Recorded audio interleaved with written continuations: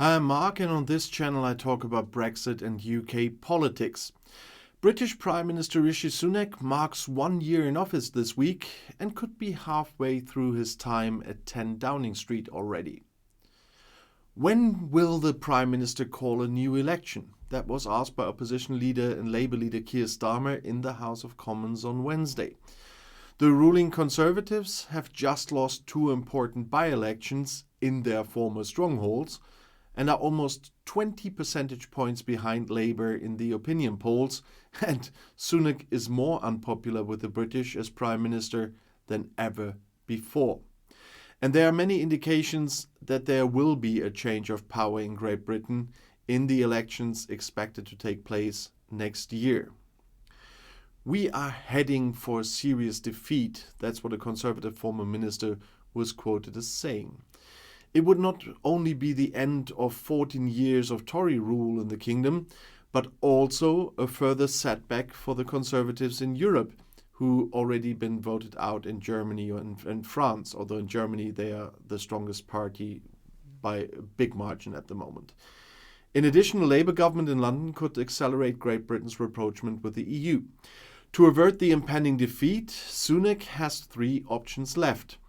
A new start through a major cabinet reshuffle, delaying the election until the last possible date in January 2025, and the hope that the British economy will overcome its stagnation by then, and that the mood among those hit by mass strikes, high cost of living, and a permanent crisis in the National Health Service, the NHS, will brighten up again somehow.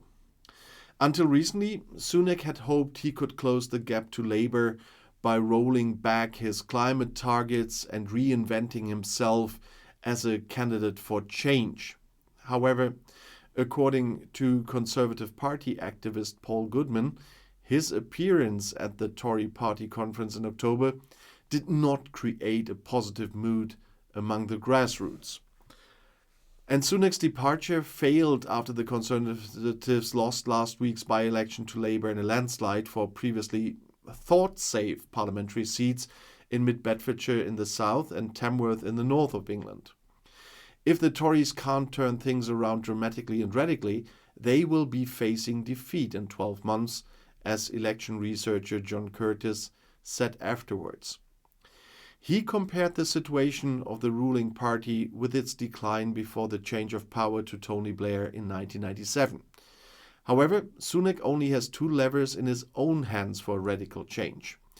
According to reports, the head of government is working on a major cabinet reshuffle, which he supposedly wants to announce when King Charles III, King Charles III. And the government program for the next and probably last period of the current parliament will be read out on November 7th, and this is supposed to be the time of it. At the center of the speculation is Home Secretary Suella Braverman, who has become a star of the right wing of the party with her harsh immigration policy and has her own ambitions for the party leadership. Sunak could get rid of his rival in the cabinet, but would then have to fear that Braverman would lead the party's internal opposition from the backbenches. And there's already speculation on the right wing of the Tories about another coup against the party leader. It would be the third within 18 months, though. Former Prime Ministers Boris Johnson and Liz Truss were also overthrown by an internal party rebellion. After a year, the Conservative MPs in the House of Commons, many of whom fear their re-election, can formally express their no confidence in Sunak. However, party strategists believe that another change in leadership so close to the election would be something like political suicide. However, Chancellor of the Exchequer or Finance Minister Jeremy Hunt could also fall victim to a cabinet reshuffle. Although he had stabilized financial policy again after the chaotic Truss interlude, Hunt's unyielding rejection of tax cuts has alienated many Conservatives, who see this as the last lifeline to get re-elected. The Institute for Fiscal Studies recently calculated that the tax burden under the Conservative government has increased by £3,500 per household since 2019. And Tory MP Jake Berry has therefore called on his group to vote against their own government if the tax burden continues to increase. Sunak may be on the same restrictive fiscal policy line with Hunt, but a new phase could at least signal a new beginning. According to speculation, a possible candidate is the former banker and current energy minister Claire Coutinho. However, it is unlikely that the Prime Minister will replace his Chancellor before he presents the draft budget for next year on November 22nd. The Prime Minister and the Chancellor of the Exchequer are working very closely together on the budget statement, said a government spokesman at least. However, Hunt himself only has a majority of around 8,800 votes in his Surrey constituency and is therefore, according to election researchers, in danger of losing his parliamentary seat at the next election. If the cabinet reshuffle does not stop the trend towards Labour, Sunak can only hope for a small economic miracle.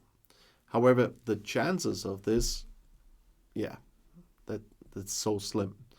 Inflation in Great Britain, which had been in the double digits for a long time, has now cooled down to 6.7%, but it's still very high. According to the Organization for Economic Cooperation and Development, the OECD, the kingdom will still have the highest inflation rate this year, and with a meager increase of 0.8%, the lowest economic growth of the 7 leading industrial nations in 2024. According to the Institute for Government, that's a think tank in London, the economic recovery will not be most advanced until January 2025. The forecasts assume that the longer he waits, the stronger the economy will be. That's what experts write, referring to Sunak and his decision to set the next election date. It is therefore quite possible that the Prime Minister will wait until the last minute, even though 3/4 of Brits want an election in spring 2024. Rishi Sunak's current situation as Prime Minister of the United Kingdom is quite desperate though, and he is facing a number of challenges. One is, of course, the cost of living crisis. Inflation is at a 40-year high and households are struggling to afford basic necessities. And Sunak's government has been criticized for not doing enough to help people, and his popularity has suffered a lot as a result. And there's always the talk about recession still. The UK economy has contracted in some months, and that will further squeeze household budgets, and it led to job losses. And this will make it even more difficult for Sunak to address the cost of living crisis. But of course, a big one is the divided Conservative Party. Sunak is facing pressure from both the left and the right of his party. And some Conservatives believe he is too moderate, while others believe he is not doing enough to protect traditional Conservative values. And this division is really making it difficult for Sunak to unite his party and govern effectively. And of course, there's the resurgent Labour Party. The opposition Labour Party is leading the Conservatives in the polls by far. And this suggests that Sunak could be facing defeat in the next general election, and even if it is in the end of January 2025. In response to these challenges, Sunak has tried to position himself as a tough-talking leader who is willing to take difficult decisions. He has also announced a number of policies designed to help people with the cost of living crisis, such as a windfall tax on energy companies and a one-off payment to low-income households. Didn't help enough and made his stance in his party more difficult. These measures have not been enough to improve his popularity, and is still facing calls to resign. And there are some things that show why it's so desperate. Because the recent poll found that only 20% of Britons approve of Sunak's job performance. And Sunak has lost the support of some of his own party members, including several cabinet members. And, of course, the Conservative Party is now trailing Labour in the polls by a significant margin.